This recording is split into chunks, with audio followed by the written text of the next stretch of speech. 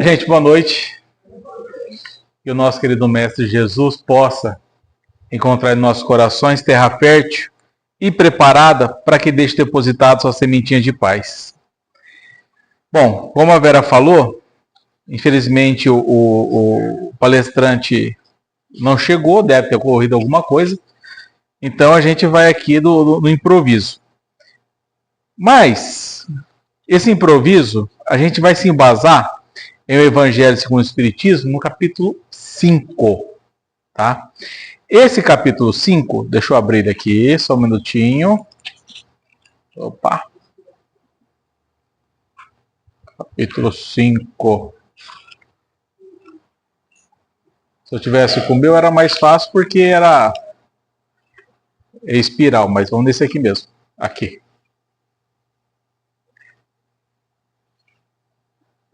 Antes de falar do capítulo 5, vamos lá. Quando Jesus retorna daqueles 40 dias no deserto, que ele entra em introspecção, ele dá início às suas pregações. E o primeiro sermão dessas pregações que ele realiza é aquele sermão que nós conhecemos como Sermão do Monte, ou da Montanha, para quem prefere. Nesse sermão, Jesus resume a sua doutrina. Ele traz a ideia de um Deus de amor, ele provoca nas pessoas esperança, ele busca despertar a fé no futuro. E esse sermão é tido como o sermão mais importante do Cristo.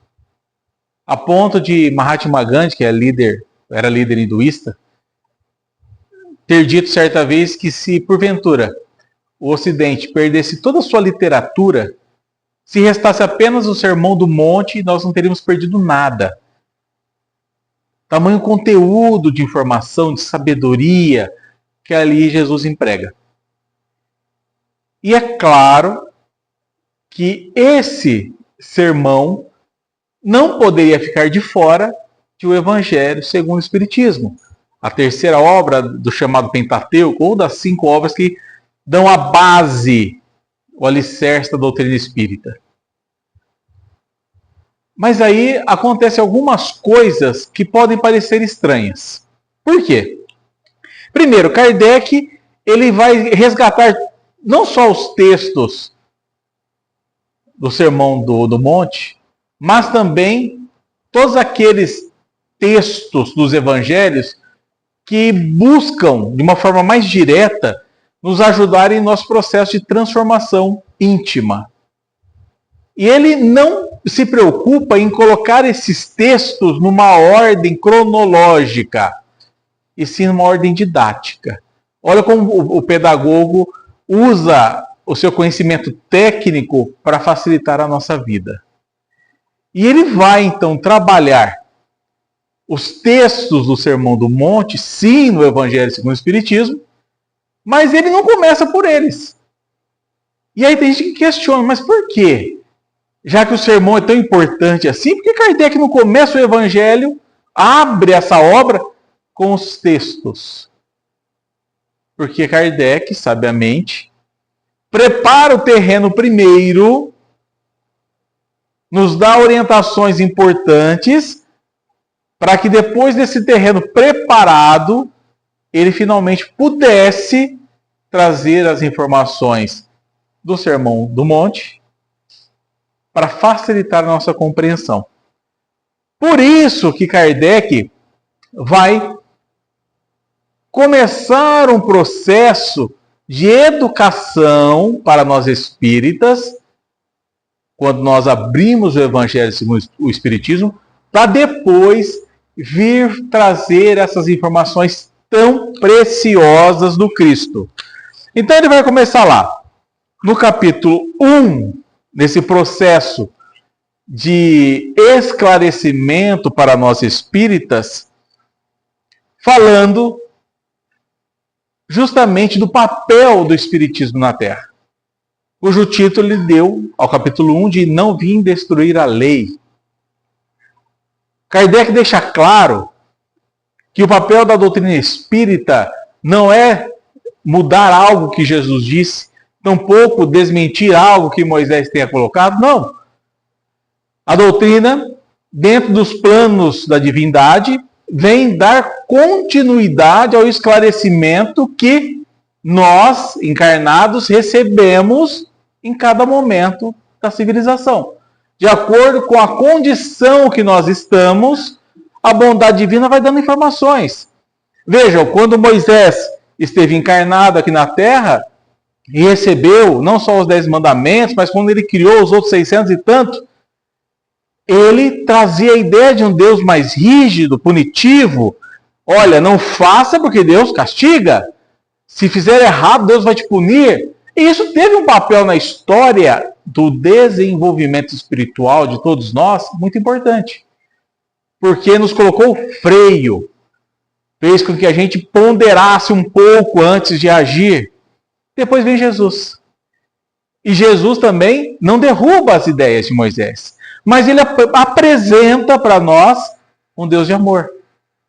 Um pai que compreende as limitações dos seus filhos, que sim, permite a educação deles, mas sempre com amor, com misericórdia. Nos apresenta um Deus diferente, um Criador com esse aspecto mais paternal. E aí vem a doutrina espírita. O Consolador prometido para nos ajudar a entender melhor as ideias de Jesus e esclarecendo a todos nós sobre o nosso papel aqui na Terra, do porquê estamos aqui. Então, o capítulo 1 vem mostrar o papel do Espiritismo na Terra. Esse é o primeiro ponto que Kardec coloca no Evangelho segundo o Espiritismo. Depois, no capítulo 2, Kardec traz um outro ponto importante para nós entendermos uma série de questões da doutrina. E ele dá a esse capítulo o título de Meu Reino Não É Deste Mundo. E aqui a gente começa a entender de que nós estamos aqui só de passagem. E nós estamos matriculados nesse planeta com o intuito de aprendermos a sermos criaturas melhores. E que tudo aquilo que nós aprendermos, aproveitarmos na nossa existência, estará nos ajudando lá na frente, nas nossas condições futuras. Fazendo com que a gente entenda a própria misericórdia divina, que nos dá muitas oportunidades, e fala, depois no capítulo 3, sobre um outro ponto de vista. Há muitas moradas na casa de meu Pai. Nesse capítulo, Jesus fala das diversidades de mundos habitados e das condições que cada criatura precisa se encontrar para ali estar matriculado, aprendendo, vivendo. E depois, finalmente, no capítulo 4, ele traz o título Ninguém irá a Deus se não nascer de novo. E aí o que ele traz para nós? A lei da reencarnação. Quando ele traz a lei da reencarnação, as coisas começam a fazer sentido de forma mais direta, mais clara. Porque nós vamos conseguir compreender um monte de porquês da nossa existência. Nós vamos começar a entender que sim, Deus é justo. Que sim, Deus é bom. Ainda que eu veja coisas estranhas ou algumas coisas que me incomodam acontecendo. Nós vamos perceber que tudo é um processo. E nesse processo, nós temos a oportunidade de encarnar num corpo físico quantas vezes forem necessárias para o nosso aprimoramento espiritual. Ou seja, Kardec vai, nesses 4 primeiros capítulos, erguer alicerces sólidos, para que nós possamos compreender um pouco melhor a doutrina, o porquê dela, qual era a ideia de tudo isso, E depois desse alicerce muito bem montado, preparado, de maneira muito simples e didática, ele então começa a falar dos textos do Sermão da Montanha. Então, no capítulo 5, ele vai dar início a esse processo. E ele então, com o título Bem-aventurados os aflitos, ele começa a tratar do sermão de Jesus. Mas aí, a gente começa a perceber alguns detalhes interessantes, curiosidades. Quando Jesus começa a falar das nossas mazelas, das nossas dificuldades, depois de ter preparado todo o terreno nos orientando, ele vai, nesse capítulo, nos dar o maior número de comentários feito pelos espíritos da codificação. É o capítulo onde eles mais fizeram textos explicando certos detalhes. É, na verdade, o maior capítulo do Evangelho, visto a importância dele. Mas mesmo assim, eu não sei se vocês já tiveram essa percepção, mas quando eu me deparo de uma forma direta com esse título, Bem-aventurados os aflitos, isso me incomodava. Porque como pode ser bem-aventurado uma pessoa que está passando por aflições? Não é estranho? Poderia ser coitado daquele que é aflito, né? Que pena do que é aflito, sei lá, alguma coisa assim. Mas bem-aventurado? Parece estranho. Numa leitura superficial, é claro. Mas aí, nós começamos a entender alguns passos. Primeiro, que essa questão, primeiro, do bem-aventurados. O que é isso? O que é ser um bem-aventurado? Se nós formos lá no dicionário, a gente tem que dividir a palavra, né? Bem e aventurado, para conseguir buscar o significado. Bem é aquilo que é bom. Mas e o aventurado?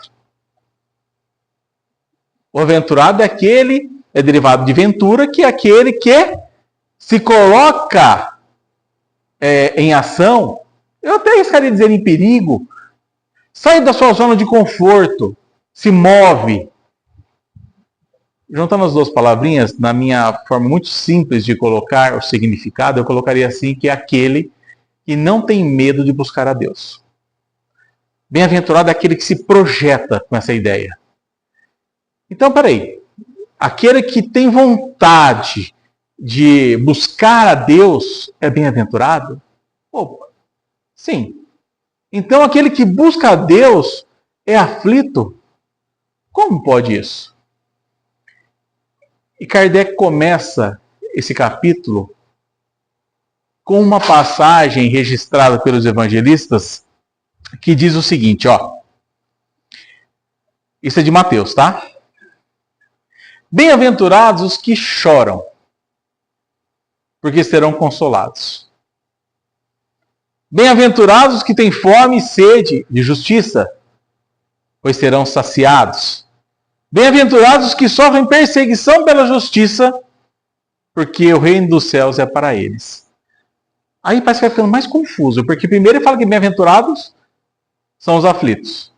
Agora ele fala que bem-aventurado é aquele que é perseguido pela justiça, aquele que tem fome e sede de justiça, e aquele que chora.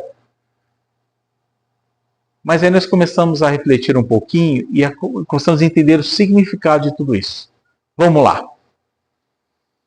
Primeiro, aflitos. Nós somos criaturas que estamos em processo de evolução espiritual. Nesse processo, nós ainda, por ignorância de conhecimento, nós cometemos muitos erros. E esses erros nos forçam, de alguma forma, a repará-los. Para que a gente possa aprender a fazer melhor, para que a gente tenha condições de crescer espiritualmente.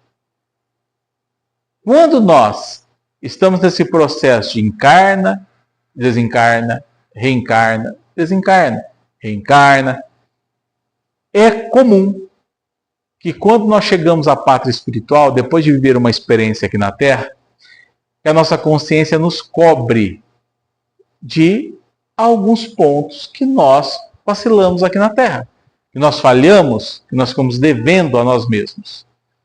E aí, a gente assume ou reassume o compromisso de voltarmos numa próxima encarnação e tentarmos fazer melhor. Nós voltamos. Vivemos aqui uma série de anos. Retornamos à pátria espiritual. Normalmente com os mesmos débitos, os mesmos afazeres, sem serem concluídos. Nós, então, novamente, somos cobrados pela nossa consciência, voltamos a reencarnar, até que um dia a nossa consciência vai nos cobrar de tal maneira que nós vamos nos sentir, mas muito decepcionados conosco mesmo. E aí nós fazemos uma virada de chave. Aquilo nos incomoda tanto que aí nós voltamos para a Terra, quando a oportunidade é concedida, com tamanha força, com tamanha vontade de agora sim corrigirmos os velhos vícios, que a gente começa a enfrentar todas as adversidades possíveis e imagináveis para que a gente alcance os nossos objetivos. E nesse processo de buscar a transformação, de querer corrigir os velhos erros, de mudar de atitude, a gente encontra uma série de barreiras criadas por nós mesmos, pelos velhos hábitos. E quando nós somos colocados em xeque frente aos nossos velhos vícios, isso nos incomoda muito e nos causa muitas aflições. Então, aquele que quer buscar a Deus, aquele que quer se transformar em um ser melhor, ele vai precisar enfrentar as aflições por conta dos conflitos da mudança de atitude. É necessário. É necessário que nós possamos nos arrepender dos velhos defeitos, dos velhos erros. E aí faz sentido a frase de Mateus. Bem-aventurados os que choram. Por quê? O choro é o sinal do arrependimento. E o primeiro processo da mudança é nós nos arrependermos. Então esse choro simboliza o arrependimento. Bem-aventurados os que choram, pois serão consolados. Bem-aventurados aqueles que se arrependeram, pois serão sim consolados, terão novas oportunidades, poderão fazer melhor. Olha a misericórdia divina agindo em favor de todos nós. Mas Mateus ainda fala que bem-aventurados os que têm sede e fome de justiça. E essa expressão às vezes é mal compreendida, porque qual a ideia de justiça que nós temos hoje? Se, por exemplo, Antônio Carlos fala para mim assim, Júnior, vou levar você à justiça. O que eu espero que ele vai fazer? Me levar para um passeio? Não, é encrenca. Vai. Você vai me levar na justiça? Estou lascado.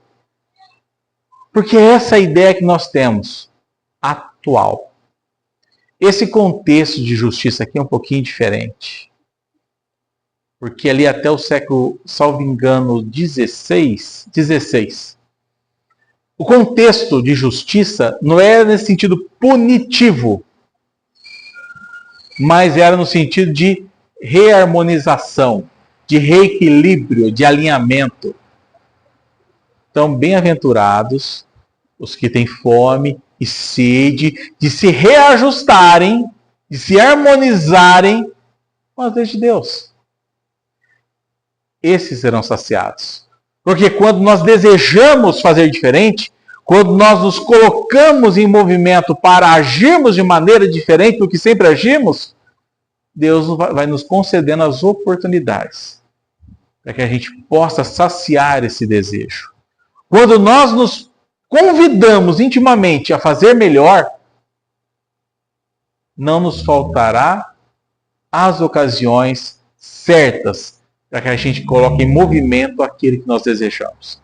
Então, sim, se nós desejamos nos harmonizar com a justiça divina, não nos faltará oportunidade para nos saciarmos desse processo. Mas ainda Mateus fala que bem-aventurados os que sofrem perseguição pela justiça.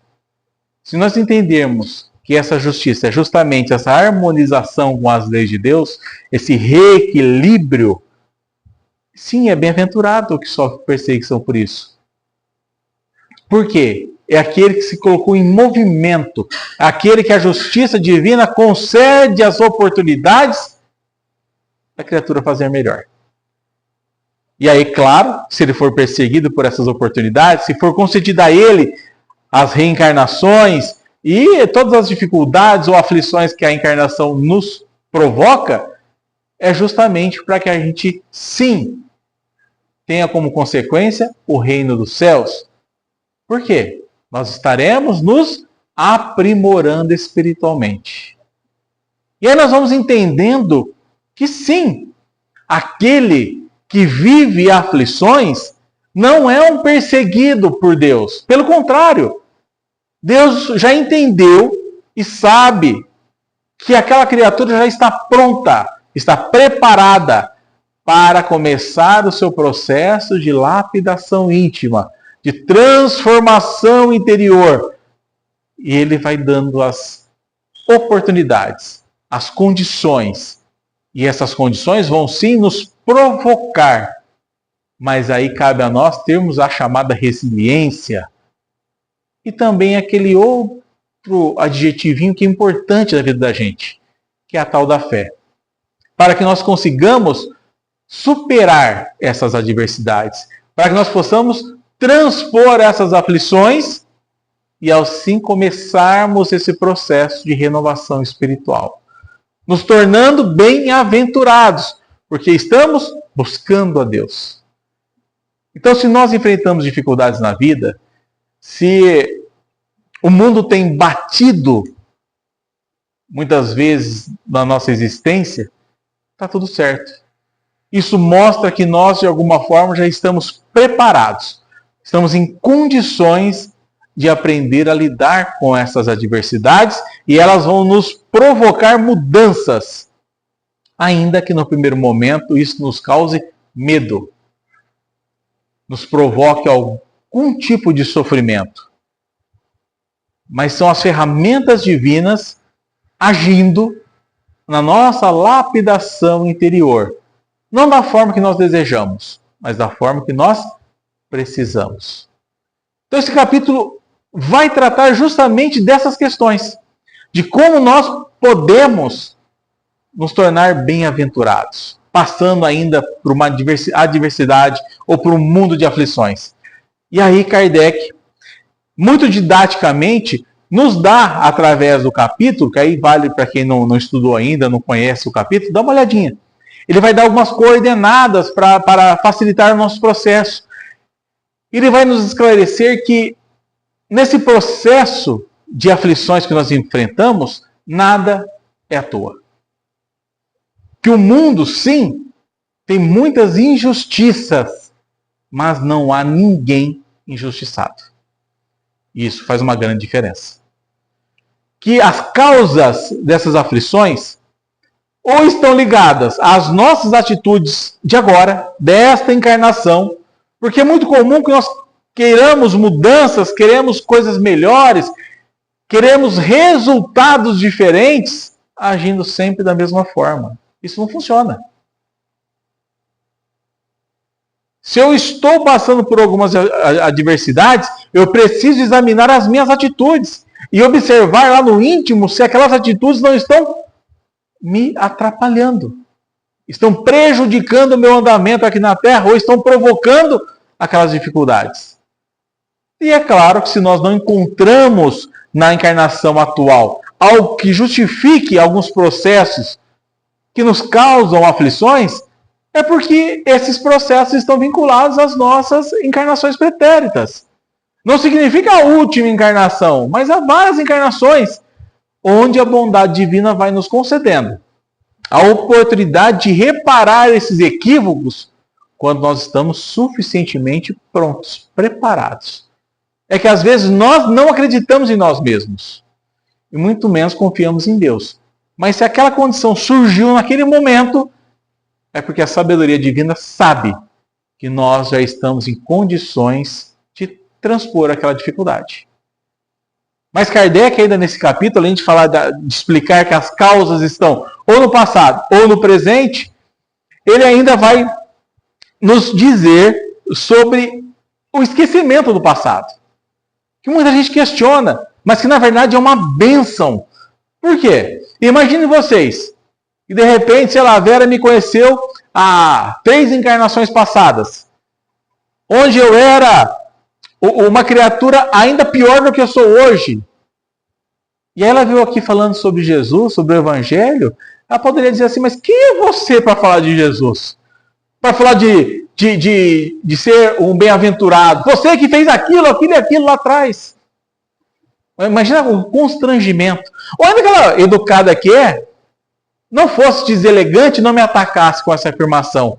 Mas se eu reconhecesse ela, eu ia falar, vixe, a Vera sabe o que eu fiz lá atrás. Ela sabe do meu passado escabroso. Eu ficaria constrangido.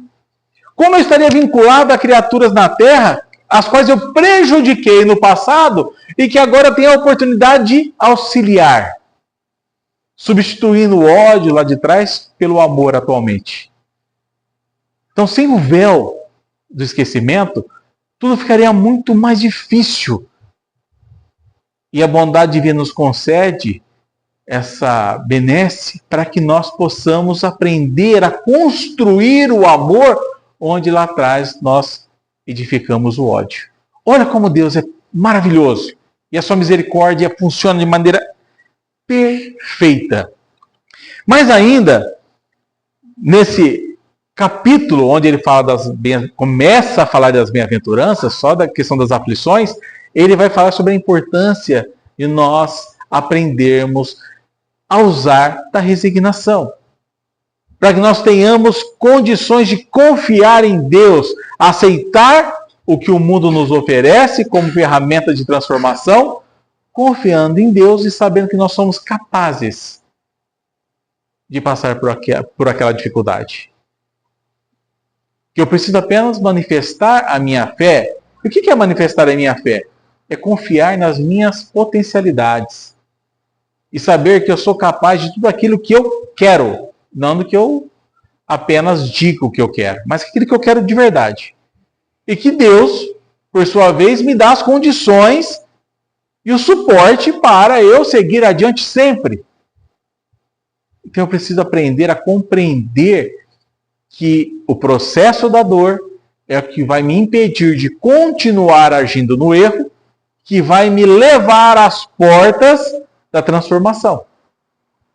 Só que nesse processo todo, muitas vezes o medo, a incerteza, a insegurança se apresenta. E está tudo bem. Nós só não podemos nos estacionar nessas ideias. Porque senão, como o Kardec vai nos lembrar ainda nesse capítulo 5, nós podemos começar a desenvolver alguns pensamentos infelizes que vão nos levar aos processos depressivos e também às ideias suicidas. Além de abrir a nossa mente para os processos obsessivos. Então é necessário manter uma vigilância, ainda que nos processos de dor, para que a gente possa se manter conectado com a espiritualidade maior, com os benfeitores do plano espiritual. Para que a gente não se perca no caminho e não venha a perder a própria encarnação.